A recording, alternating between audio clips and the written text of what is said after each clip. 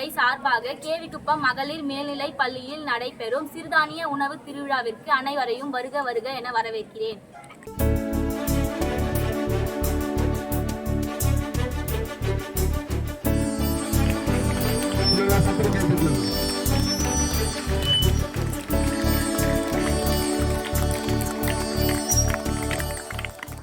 இவ்விழாவினை சிறப்பிக்க வந்திருக்கும் அனைத்து பெரியோர்களுக்கும் பள்ளியின் சார்பாக வணக்கத்தையும் வாழ்த்துக்களையும் தெரிவித்துக் கொள்கின்றேன்.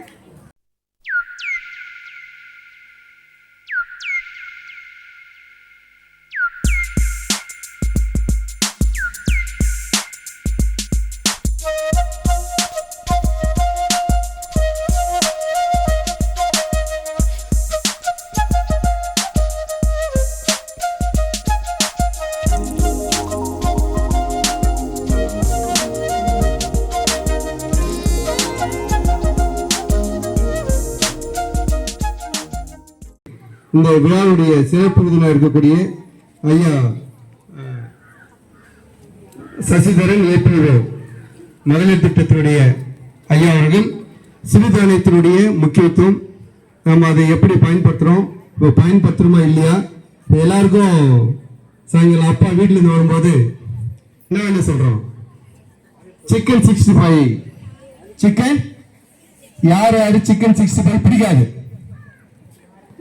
பிடிக்காதவங்க கை தூங்க. யார் யாருக்கு பிடிக்கும் பிடிக்கிறதால கை தூங்க. அப்படி போட்டு எடுங்க சார். யார் யாருக்கு சிக்கன் பிடிக்காதுங்க அப்படி யார் யாருக்கு பிடிக்கும் சரி. யார் யாரு கம்பு பாத்துக்கிறீங்க, கம்பு யார் யார் பாத்துக்கிறீங்க, கம்பு நிறைய பேர் கம்பு பாத்துக்கிறீங்க, நெல்லு பாத்துக்கிறீங்களா யாரும் நெல்லு சரி வெரி குட் எல்லாம் கை எடுத்துங்க. இப்படிப்பட்ட ஒரு சிறுதானிய உணவை நாம் நமக்கு அறிமுகப்படுத்துவதற்காக ஐயா சசிதரன் அவர்களை உரையாற்றும்படி அன்போடு அழைக்கின்றேன்.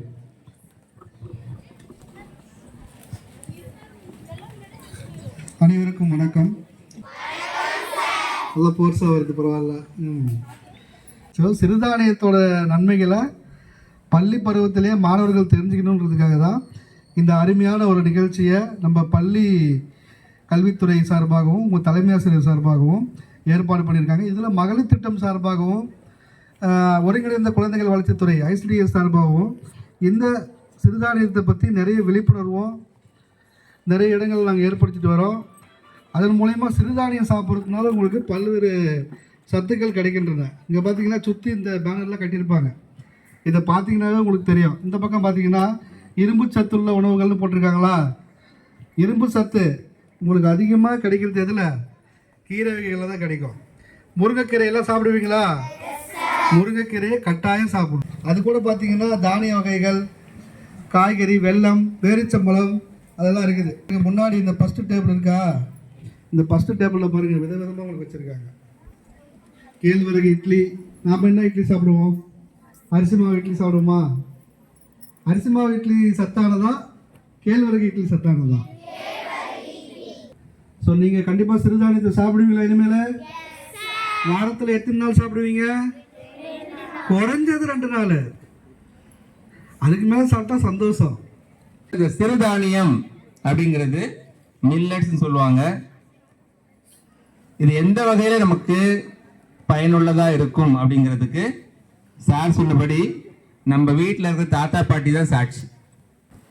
நம்ம எல்லாமே அரிசி மட்டுமே சாப்பிட்றதுனால அந்த விளைவு தான் ஊருக்கு 10 ஹாஸ்பிட்டல்.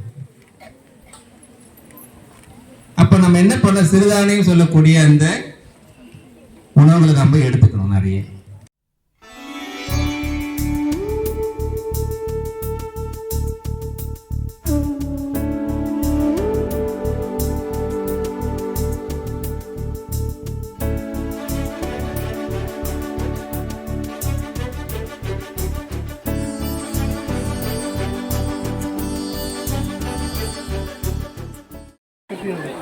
இதுதான் சத்து. நார்மலாக சாப்பிட்றதோட இது மாதிரி சாப்பிட்றது சத்து. ப்ரோட்டீன் அதிகம். ஸ்டூடெண்ட் பண்ணுறது சார், இதெல்லாம் ஸ்டூடெண்ட் பண்ணுறது சார். சார் ஐயா அப்படி